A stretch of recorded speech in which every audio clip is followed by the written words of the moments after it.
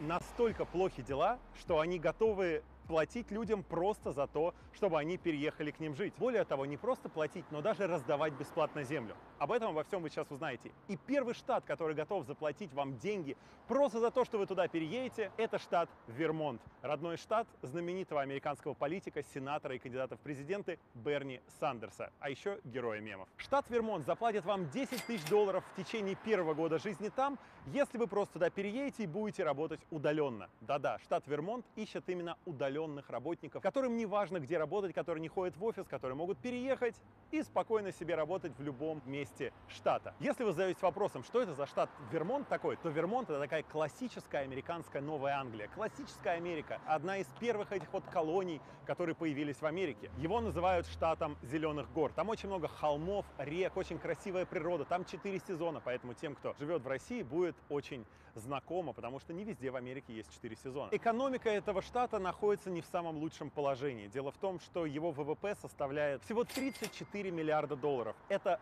самый низкий показатель среди всех американских штатов. Если сравнивать со странами, ВВП сравним с такой страной, как Эстония, но при этом выше, чем в Грузии и Исландии.